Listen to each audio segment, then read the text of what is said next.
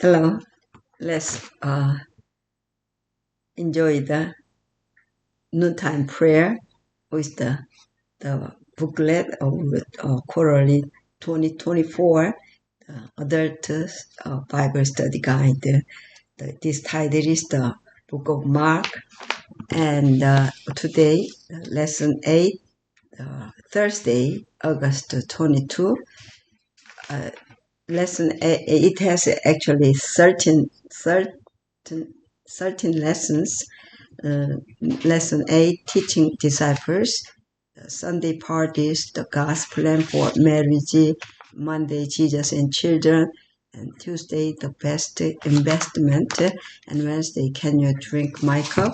And today, what do you want me to do for you? And let's go to the book of Mark 10:46-52. How did Bartimaeus react to Jesus passing by? Bartimaeus, I need the glasses. Up to this point in the Gospel of Mark, with few exceptions, Jesus has been telling people to keep quiet about his miracles and about who he is. In this account, as he is leaving Jericho, a blind man begging on the side of the road, upon hearing that it is Jesus of Nazareth, begins to shout, "Jesus, Son of David, have mercy on me." Mark 10:47. In keeping with the revelation secrecy motif of the book, the crowd takes on the role of those calling for silence as they unsuccessfully try to quiet the noisy beggar. But Bartimaeus is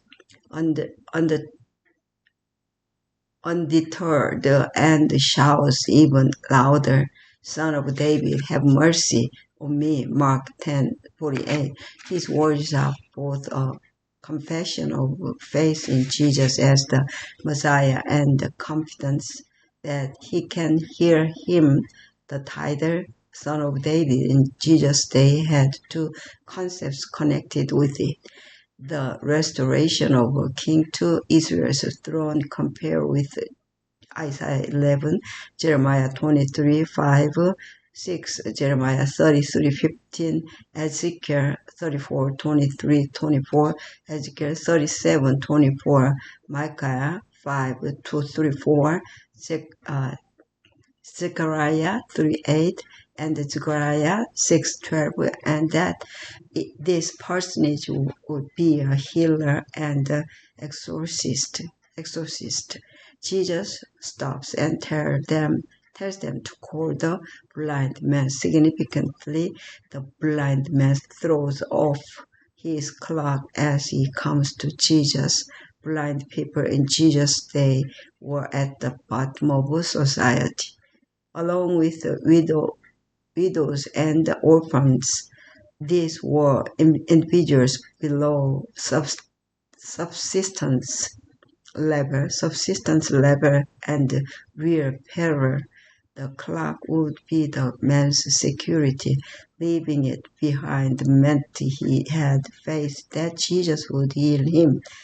Jesus does not disappoint. Indeed, whoever comes to him for help in the Gospels always receives it. Jesus asked the same question he asked James and John in Mark 10:36. What do you want me to do for you?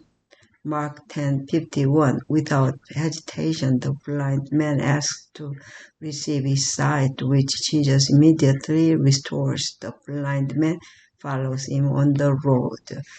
This story is the close of the discipleship section in Mark, serving as a bookend with the other story of a healing to blind men in Mark 8:22-26. The two stories illustrate how discipleship is about seeing the world with new eyes, sometimes not clearly at first, but always following Jesus in the way he lives. In what ways have you at times cried out, Jesus, Son of David, have mercy on me? What happened, and what did you learn from this experience? The Thursday finish, and Friday or summary of this lesson study and further thought together. Read Ellen G. White, Blessing the Children, page 511 through 17. The One Thing Thou Lackest, page 518 through 23, in the Desire of Ages. Jesus was ever a lover of children. He accepted their childish sympathy and their often unaffected love. The grateful praise from their pure lips was music in his ears and refreshed his spirit when oppressed by contact with crafty and hypocritical men. Wherever the Savior went, the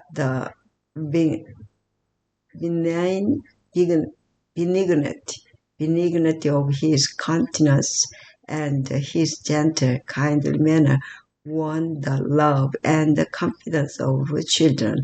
Ellen G. White, The Desire of Ages, 511.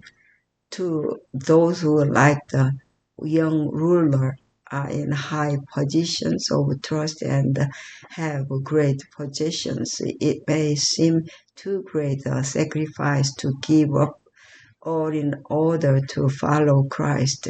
But this is the rule of conduct for all who would become his disciples. Nothing short of obedience can be accepted. Self-surrender is the substance of the teachings of Christ. Often it is presented and enjoined in language that seems authoritative because there is no other way to save men than to cut away those things which, if entertained, will demoralize the whole being. The Desire of Ages, page 523. Yeah. There are four discussion questions. First one, what are ways that you can help children and young people stay connected to Christ and the church congregation? Why is it so important that we do this? Second, we sometimes hear people say that they don't care about money. That is not true. Everyone cares about money, and there is nothing wrong with that. What then can be the problem with money? And why must the faithful Christians, either rich or poor, be careful in how they relate to money? Number 3, if Jesus were to ask you, what do you want me to do for you? How would you respond? Number 4, bear more on Jesus' words in Mark 10:34 through 43 through 45. What does it mean to live like this? How do we learn to serve as opposed to being served? What does this mean in regard to how we live and interact with others? There are inside the story Home Turned into a Church by Andrew McChesney. Father kept this word about organizing Sabbath worship service at home in America, having prohibited mother and their daughter Anush and going to the Seventh-day Adventist church. He called them to the living room on Sabbath morning. For Sabbath school, they studied the Adult Sabbath School Bible Study Guide and prayed together like this.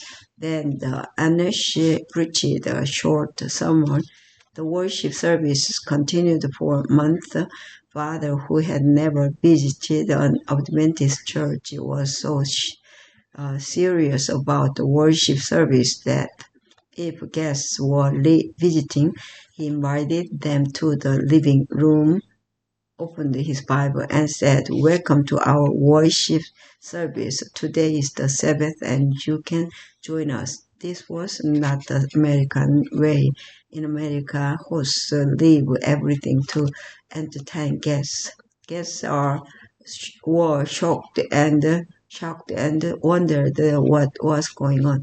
As the family worshipped together, Father realized that he didn't know the Bible. In Matthew 4, the family read how Jesus met every temptation by Satan with the words, "It is written." Father was impressed.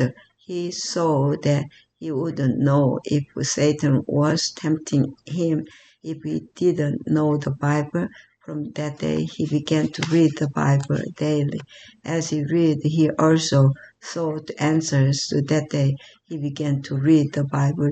Yeah, and as he read, he also sought answers to why he and his family were worshiping on the seventh day, Saturday, while many Christians in America worship on the first day, Sunday.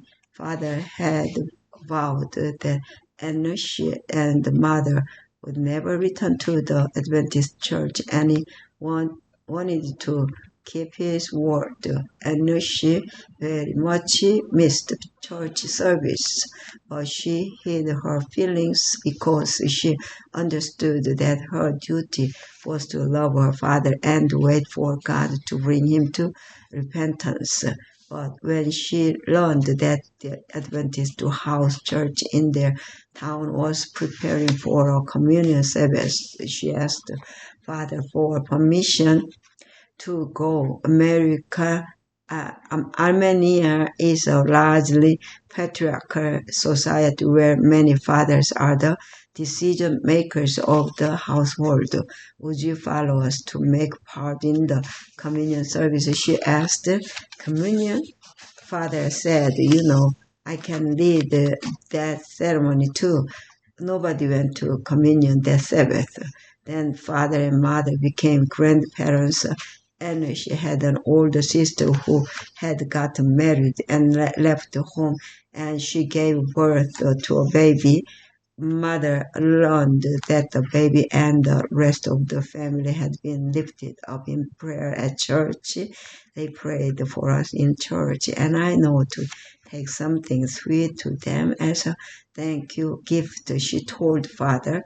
Father's heart was touched by the kindness of the church members, and he allowed Anish and the mother to return to church.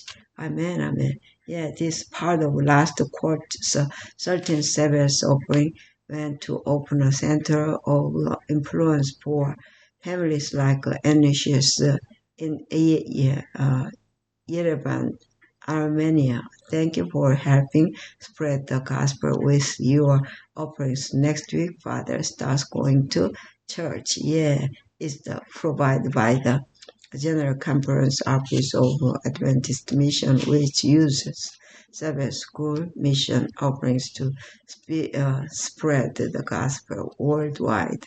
Read news stories daily at the AdventistMission.org.